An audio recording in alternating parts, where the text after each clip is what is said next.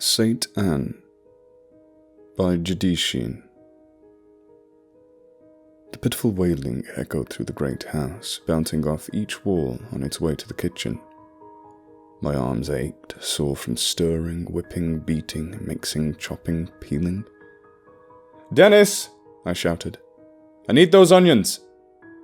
I've got 'em, my assistant cried as he hurried over to me, balancing a cutting board loaded with piles of chopped yellow onion.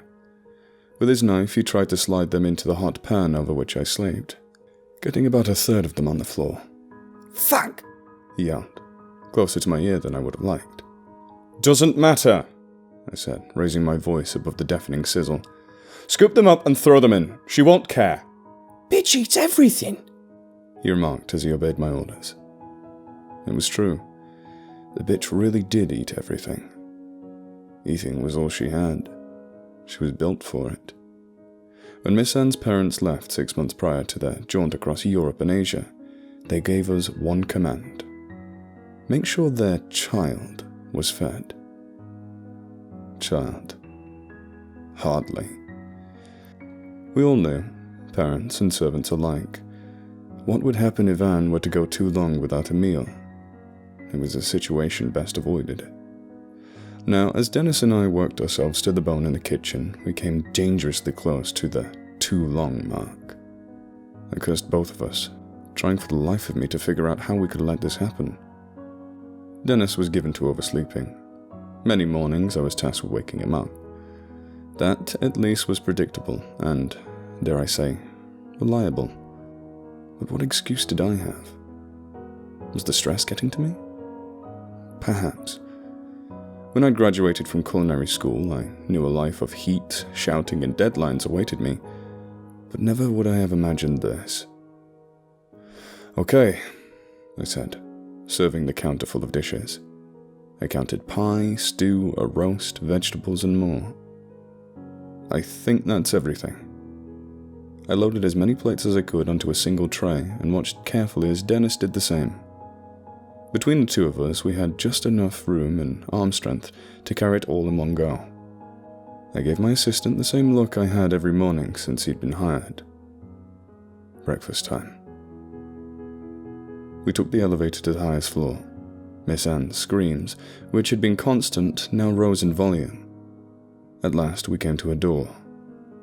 Dennis and I both took deep breaths and steeled our nerves for the sight we endured daily, but would never become accustomed to. The room was always dim. The only light was natural, trying with all its might to push some warmth through the dusty curtains that hung from two great windows. Dolls and other children's toys lay strewn about. Many were in states of disrepair, with missing limbs and noticeable teeth marks on the parts that remained.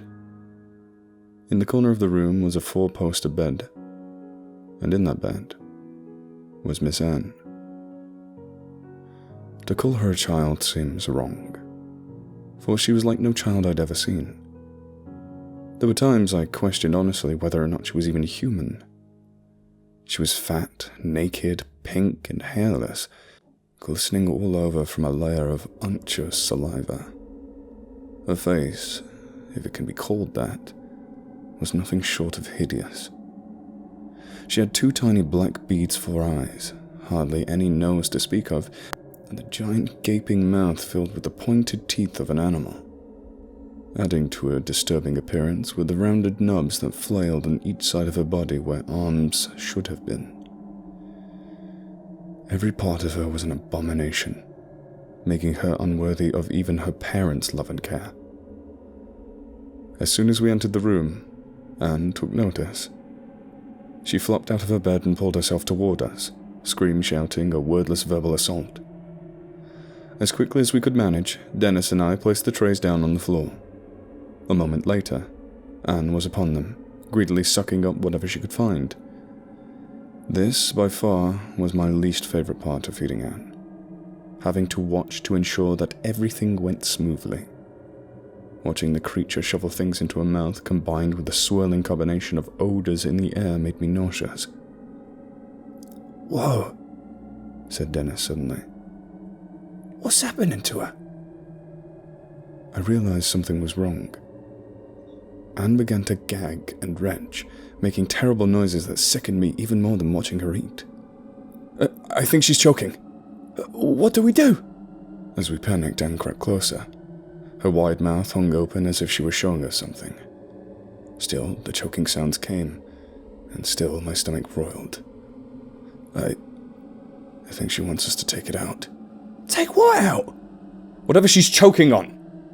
Do it! Me? Dennis's eyes were wide with terror. Yes, you're the assistant, you get the shit jobs. Do it, or it's your fault if something happens to her.